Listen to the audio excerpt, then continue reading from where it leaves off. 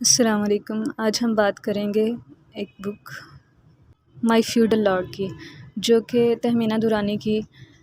Auto biography ہے، لیکن انہوں نے زیادہ تر اس میں مصطفیٰ کھر کو ڈسکس کیا، جو کہ ایک زمانے میں شیر پنجاب کہلاتے تھے۔ اور یہ بک پہلی بار 1991 میں پبلش ہوئی، اور بک اتنی زیادہ کنٹروورشل تھی کہ کوئی بھی پبلشر اسے پبلش کرنے کے لیے آمادہ نہیں تھا، تو تہمینہ دورانی نے پہلی بار اس کو خود ہی پرنٹ کیا، اور پھر جب یہ سیل ہونے لگی تو اس کے بعد اس کو ایک پبلشنگ ہاؤس نے پبلش کیا، اور اب تک یہ بک 40 لینگویجز میں ٹرانسلیٹ ہو چکی ہے، اور بہت سے ایوارڈز بھی مل چکے ہیں اس کو۔ اور اگر بک کے سٹائل کی بات کریں تو کافی بولڈ سٹائل ہے، اور جن لوگوں نے بے نظیر بھٹو کی autobiography the daughter of east پڑھی ہے، اور وہ بھٹو فیملی کے بارے میں third person point of view سے اور کچھ اور جاننا چاہتے ہیں، تو ان کو میں ضرور ریکمینڈ کروں گی کہ وہ یہ بک پڑھیں، مائی فیوڈل لارڈ، کیونکہ اس میں تہمینہ دورانی نے بھٹو فیملی کو کافی ڈسکس کیا ہے۔ تو اب آپ اس ویڈیو میں اس بک کی سمری سنیں، اور اس میں اس بک میں سے ڈیفرنٹ کوٹس بھی شیئر کروں گی، اور جن لوگوں نے یہ بک پہلے سے پڑھ رکھی ہے یا جو یہ سمری سن لیں، میں یہ چاہوں گی کہ وہ ضرور اس بارے میں اپنا اوپینین شیئر کریں کہ کیا تہمینہ دورانی کی ساری سفرنگز صرف مصطفیٰ کھر کی وجہ سے تھیں یا اس میں کچھ اور فیکٹرز بھی تھے۔ تو اب ہم چلتے ہیں بک کی سمری کی طرف۔ فرسٹ چیپٹر میں ہمیں پتہ چلتا ہے کہ تہمینہ دورانی کے مدر کا نام سمینہ تھا، اور وہ نہایت خوبصورت تھیں، لیکن ان کے اور ان کی مدر کے تعلقات کبھی بھی اچھے نہیں رہے۔ لکھتی ہیں، "Only over time would I come to understand what a shock I was to my mother. She was a light-skinned beauty, and proud of it. Her family was fair-skinned and considered itself to be superior by that fact. A dark child was condemned to neglect." Tehmina دورانی اپنے father کے بارے میں بتاتی ہیں کہ وہ پٹھان تھے۔ پہلے وہ آرمی میں کیپٹن تھے، پھر وہ PIA میں مینیجنگ ڈائریکٹر اپوائنٹ ہوئے، اور بعد میں اسٹیٹ بینک آف پاکستان کے گورنر رہے۔ تہمینہ دورانی جب 17 ایئرس کی تھیں تو وہ لاہور ایک ویڈنگ اٹینڈ کرنے گئیں، اور وہاں وہ انیس خان سے ملی۔ انیس خان نے ان کے لیے پرپوزل بھیجا، اور انہوں نے اپنی مدر کو قائل کر لیا کہ وہ انیس خان سے ہی شادی کریں گی، اور انیس خان تب 28 ایئرز اولڈ تھے، اور یہ 1971 کی بات ہے۔ تو اسی دوران ایسٹ اور ویسٹ پاکستان کے پرابلمس چل رہے تھے، تو بھٹو نے ان کے فادر کو کہا کہ وہ اسٹیٹ ایسٹس کو ایسٹ سے ویسٹ میں وڈرا کر لیں، تو ان کے فادر نے انکار کر دیا۔ تو جب بھٹو پاکستان کے پریزیڈنٹ بنے تو انہوں نے ان کے فادر کو اسٹیٹ بینک سے ان کی گورنرشپ سے ڈسمس کر کے اریسٹ کروا دیا۔ 6 منتھس کے بعد وہ ریلیز ہوئے، اور انہوں نے یونائٹڈ اسٹیٹس میں فرسٹ نیشنل سٹی بینک کے وائس پریزیڈنٹ کی حیثیت سے جانا ایکسیپٹ کیا، اور یہ ڈیسائیڈ کیا گیا کہ تہمینہ دورانی کی انیس خان سے جلد از جلد شادی کر کے ساری فیملی نیو یارک چلی جائے۔ Then reality dawned. 3 days prior to the wedding, it occurred to me that despite our limited contact, I was already bored with Anis. اور انہوں نے اپنی یہ پریشانی اپنے گھر والوں سے بھی شیئر کی، لیکن سب نے اسے برائیڈل جٹرز کہا، اور 3 دن بعد ان کی شادی کر دی گئی۔ نیکسٹ چیپٹر میں تہمینہ دورانی مصطفیٰ کھر کے بارے میں بتاتی ہیں کہ وہ ایک فیوڈل فیملی سے تھے، اور 24 ایئرس کے تھے جب وہ نیشنل اسمبلی کے ممبر بنے، اور وہیں سے وہ ذوالفقار علی بھٹو سے کلوز ہو گئے، اور پھر وہ کافی سال 70 کلفٹن میں ان کے گھر پہ رہے کراچی میں، اور وہیں سے انہوں نے ذوالفقار علی بھٹو سے اپنی سیاسی تربیت بھی لی۔ پھر 1971 میں بھٹو پاکستان کے پریزیڈنٹ بنے تو انہوں نے مصطفیٰ کھر کو پنجاب کا گورنر اپوائنٹ کیا، اور 1973 میں جب وہ پاکستان کے پرائم منسٹر بنے تو انہوں نے مصطفیٰ کھر کو پنجاب کا چیف منسٹر اپوائنٹ کیا۔ اب مصطفیٰ کھر کو شیر پنجاب کہا جانے لگا، اور ذوالفقار علی بھٹو کے بعد ان کو پاکستان میں سب سے زیادہ انفلوئنشیل پرسن سمجھا جانے لگا، تو ذوالفقار علی بھٹو اور مصطفیٰ کھر کے درمیان اختلافات شروع ہو گئے، اور آخرکار مصطفیٰ کھر نے چیف منسٹر شپ سے ریزائن کر دیا۔ اور اس کے کچھ ہی عرصہ بعد تہمینہ دورانی کی پنجاب کلب لاہور میں ایک پارٹی میں مصطفیٰ کھر سے ملاقات ہوئی۔ پھر آہستہ آہستہ تہمینہ دورانی اور ان کے ہسبینڈ انیس خان ان پارٹیز کا حصہ بنتے گئے جن میں مصطفیٰ کھر اور ان کے فرینڈز ہوتے تھے، اور پھر ایک پارٹی میں مصطفیٰ کھر جو کہ پہلے سے شادی شدہ تھے انہوں نے تہمینہ دورانی کو پرپوز کیا۔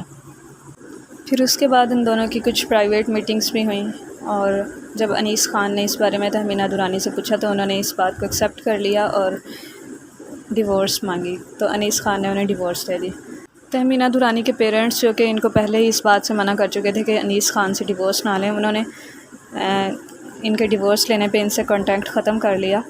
تو پھر یہ کراچی میں ایک کنسٹرکشن کمپنی کے آفس میں کام کرنے لگیں اور وہاں اپنی بیٹی تانیہ کے ساتھ رہنے لگیں۔ ان دنوں مصطفیٰ کھرڈ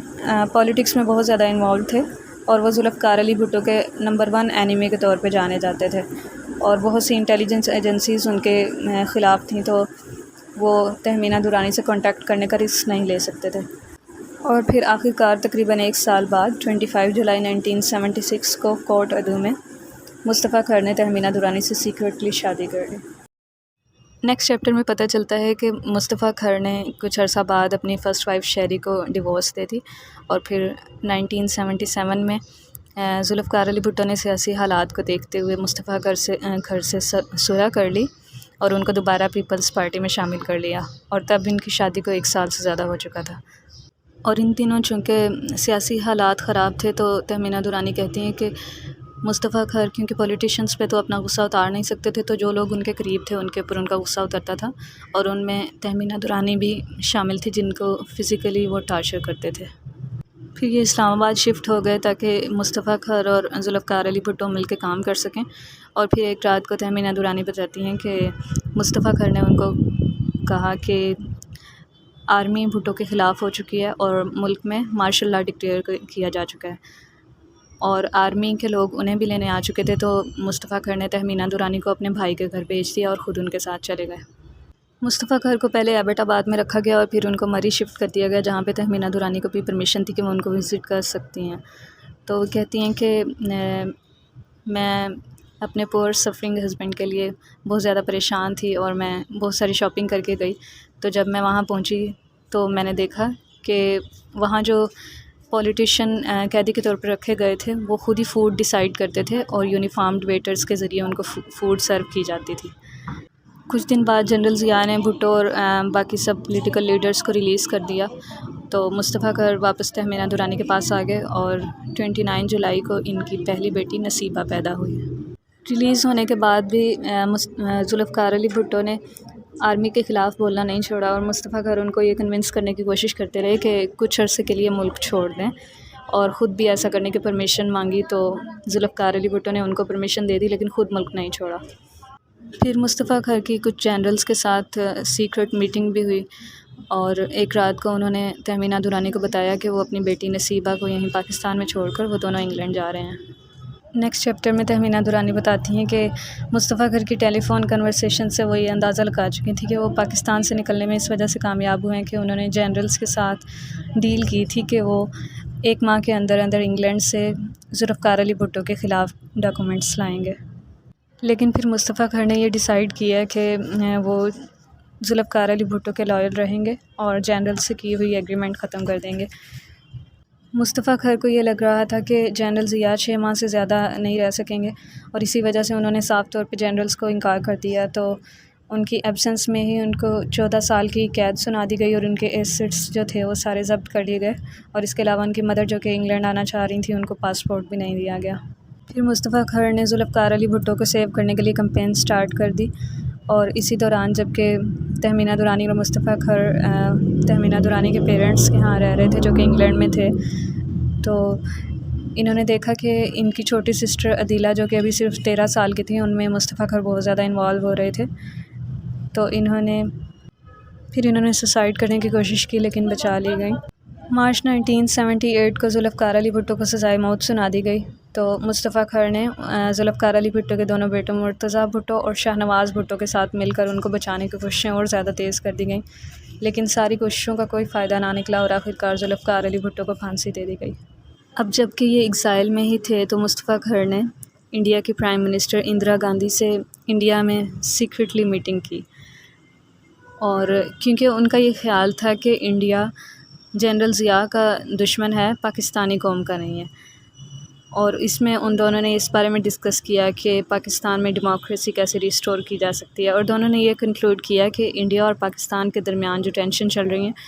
اس میں زیادہ ہاتھ پاکستانی آرمی کا ہے، اور اندرا گاندھی نے مصطفیٰ کھرڈ کو کہا کہ انڈین آرمی کو پاکستانی آرمی کو کرش اور ہیوملیٹ کرنا پڑے گا، تب ہی پاکستان میں سول لا ریسٹور کیا جا سکتا ہے۔ اور تہمینہ درانی لکھتی ہیں، As Mustafa related all of this to me, his gaze took on a statesman-like quality. What I am about to do will be misunderstood, he acknowledged. The people of Pakistan are illiterate, they are rigid and do not have foresight. But that is the difference between the leader and the led. For them, the Indians are the number one enemy. They don't realize that the army, which siphons off our country's money and deprives them of a better future, is the real enemy. Mine is a long-term plan for our future, for our children. The elite will not understand. They will oppose the plan as too radical. They know that we will not just stop at the army. They too will have to give up their ill-gotten wealth. Reforms will be extensive. The destruction of the army is just the first step. His voice grew hushed. He added, "This is a dangerous secret." اور اس کے کچھ ہی عرصہ بعد تہمینہ درانی نے مصطفیٰ خر کی طرف سے مسلسل فزیکل اور سائیکولوجیکل ٹارچر کی وجہ سے ان کا گھر چھوڑنے کا فیصلہ کیا،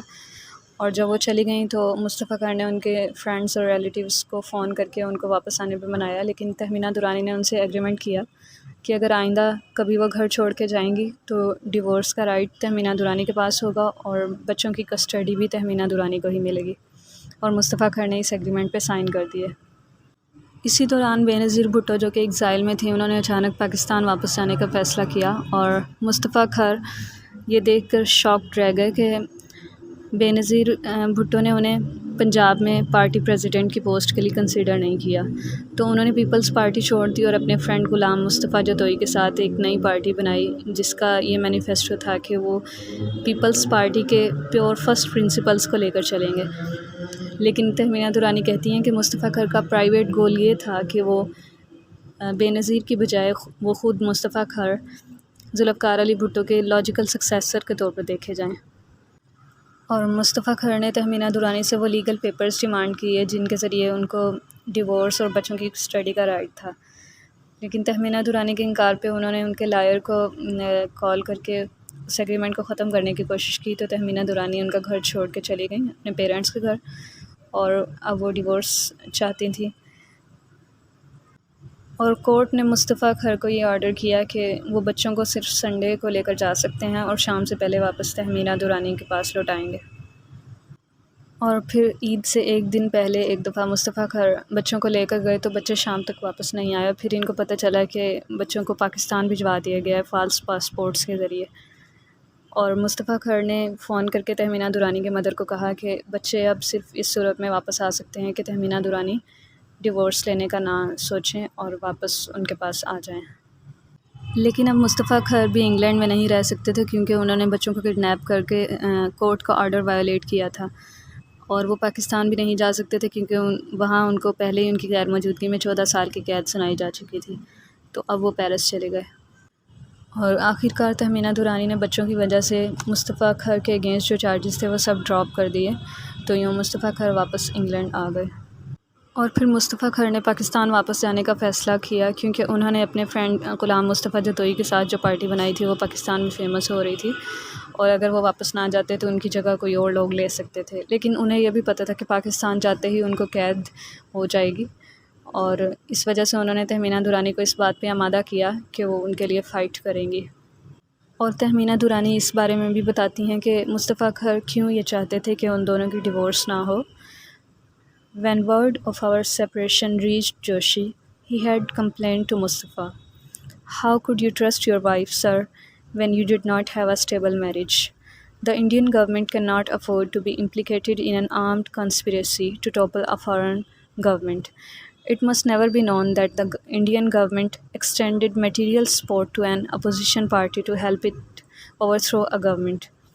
A scandal of this nature would be disastrous. I became a potential threat by leaving. I might talk irresponsibly.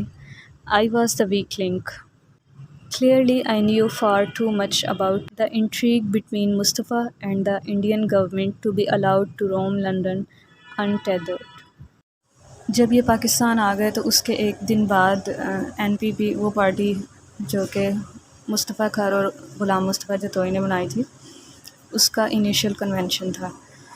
اور اس کے چیئرمین غلام مصطفیٰ جتوئی تھے، اور اس میں ایک ہی نوٹیبل لیڈر تھا جو کہ مصطفیٰ کھر تھے، لیکن اب وہ پریزن میں تھے۔ تو تہمینہ دورانی نے ان کو ریپرزینٹ کرنے کے لیے اسپیچ کی۔ تہمینہ دورانی بتاتی ہیں کہ عدلیہ جیل میں مصطفیٰ کی سچویشن وقت کے ساتھ ساتھ زیادہ سے زیادہ کمفرٹیبل ہوتی گئی، اور وہ سب سے امپورٹنٹ پریزنر تھے۔ ان کے پاس 7 رومز تھے۔ ان کا جو مین سیل تھا وہ ایئر کنڈیشن تھا، اور ان کو ایک اور روم دیا گیا تھا جس میں ریفریجریٹر اور ڈیپ فریز تھا۔ ان کو ٹیلی ویژن سیٹ دیا گیا، اور ریڈنگ میٹیریل کے لیے ان کے پاس انلمیٹڈ ایکسیس تھی۔ اور پھر 17 اگست کو ایک ملٹری ٹرانسپورٹ پلین جس میں جنرل ضیاء بھی موجود تھے وہ ایکسپلوڈ ہو گیا، تو سینٹ کے chairman Ghulam Ishaq Khan new president بن گئے۔ مصطفیٰ کھر نے تہمینہ دورانی کو کہا کہ انہوں نے کوئی ایسا کام نہیں کرنا جس سے آرمی پرووک ہو اور دوبارہ سے مارشل لا لگ جائے، تو انہوں نے اپنے مسائل کی طرف توجہ دلانے کے لیے پیسفل پروٹیسٹ سے کام لیا۔ ان کے پارٹی ورکرز نے سینٹ کے سامنے ہنگر اسٹرائک کی، لیکن فرسٹ بیچ کو ہی اتھارٹیز نے اٹیمپٹ سوسائڈ کے چارجز پہ اریسٹ کر لیا، اور پھر انہوں نے سینٹ کے سامنے پولیٹیکل پریزنرز کو ریلیز کرنے کے پوسٹرز لے کر مارچ کرنے کی کوشش کی، تو پولیس نے مارچرز کو اریسٹ کر لیا۔ اس کے بعد بھی ان کی ہنگر اسٹرائکس جاری رہیں۔ میڈیا نے انٹرسٹ لیا، لیکن گورنمنٹ نے کوئی خاص نوٹس نہیں دیا، تو پھر انہوں نے فیصل ماسک میں ہنگر اسٹرائک کرنے کا فیصلہ کیا۔ جب وہاں پر پولیس گیدر ہوئی تو جو اسٹرائکرز تھے انہوں نے نماز شروع کر دی، تو تہمینہ دورانی نے اتھارٹیز کو کنفرنٹ کیا، اور انہوں نے کہا جب تک کہ ورکرز نماز میں ہیں وہ ان کو اریسٹ نہیں کر سکتے۔ پولیس نے تھوڑی دیر ویٹ کیا، لیکن جب ان کی نماز ختم ہی نہیں ہوئی تو انہوں نے ان کو حالت نماز میں ہی اریسٹ کر لیا۔ اس کے بعد انہوں نے اسلام آباد کی ہر پبلک لوکیشن پہ ہنگر اسٹرائک کی، مثلاً سینٹ، پریزیڈنٹ ہاؤس اور بہت سی مساجد، اور یہاں تک کہ شاپنگ سینٹرز میں بھی۔ پھر تہمینہ دورانی نے یہ فیصلہ کیا کہ مصطفیٰ کھر کی اپنی فیملی کے لوگ بھی ہنگر اسٹرائک میں پارٹیسپیٹ کریں، کیونکہ ابھی تک صرف 4 پارٹی ورکرز ہی اس میں پارٹیسپیٹ کر رہے تھے اور اریسٹ ہو رہے تھے۔ تو انہوں نے مصطفیٰ کھر کے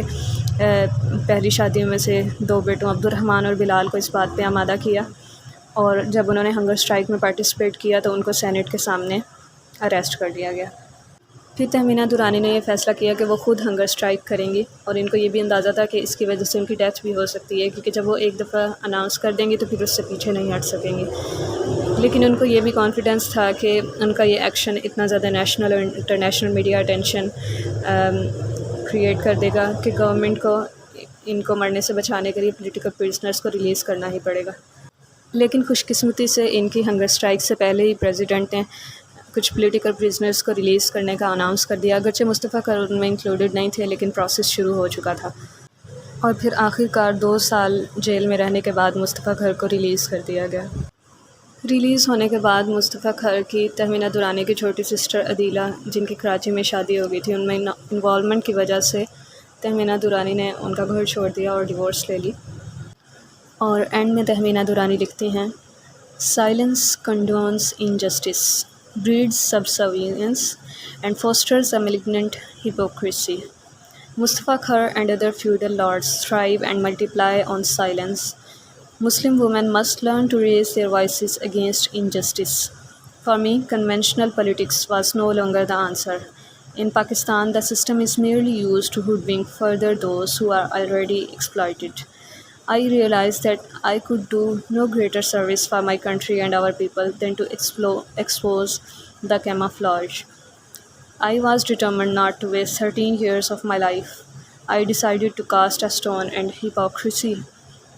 I decided to write this book and break the traditional silence. اور تہمینہ دورانی ایپیلاگ میں لکھتی ہیں، When a news item appeared announcing the pending international publication of My Feudal Lord,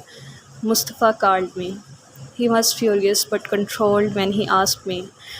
"What is this nonsense I hear about the book?" I could not resist reminding him of our lunch conversation when he said that I had no identity of my own and would have to introduce myself as Mustafa Kher's ex-wife. I said, "Well, Mustafa, now the world will soon know you only as Tehmeena Durrani's ex-husband."